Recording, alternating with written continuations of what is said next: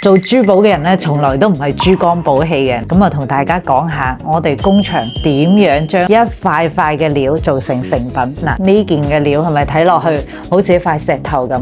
其實放喺燈光下咧，佢係透手嘅。同埋呢一塊咧，佢哋已經達到7位數啦。呢啲咧切成嘅片料咧，我哋叫明料。明料咧，師傅第一步考慮嘅就係可唔可以切到手鐲。呢份料咧，師傅已經喺上邊畫咗一隻手鐲，大概率係可以出到一條完美嘅高冰玻璃種嘅手鐲嘅。我哋成咗落嚟嘅時候咧，就要睇呢條手鐲嘅出品幾多，決定呢塊料大概嘅價值啦。你放喺燈下邊睇，你睇下係咪幾冰幾通透？手鐲嘅毛坯喺翡翠行家裏邊咧，呢啲都係可以做交易嘅。咁手鐲芯咧，自不然咧，優先係考慮做扣啦、做佛工啦、做各種嘅鋼身件。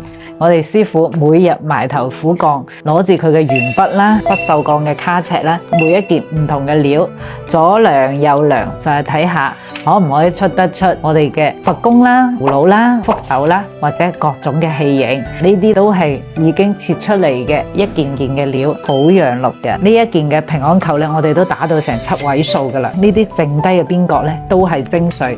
可唔可以出到一個靚靚飽滿嘅福瓜，就係睇點樣去做設計啦。器型定咗啦，咁就會嚟到我哋師傅呢邊，師傅就會喺度睇下可以做出咩嘅器型啦。做完之後呢，我哋就要攞去拋光，呢啲全部都係冰種嘅福斗、冰種嘅熱葫蘆，呢啲都係我哋同一份料就會出唔同嘅題材。所以好多時候有人問我，點解你哋嘅翡翠咁有種水？係因為我哋好強調料本身嘅品質。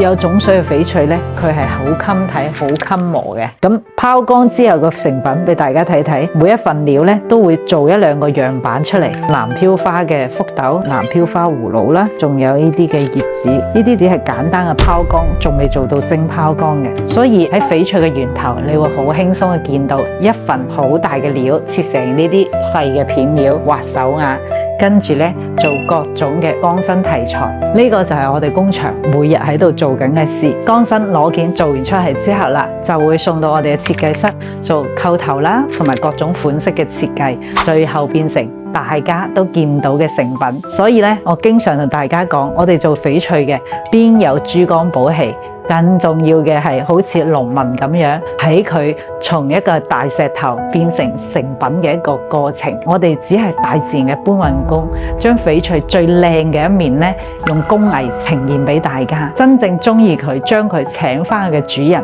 先配得上佢每日嘅珠光寶氣。如果大家都中意我哋呢啲源頭自己切料、自己做嘅貨型嘅，不妨關注錢錢，請翡翠唔踩坑。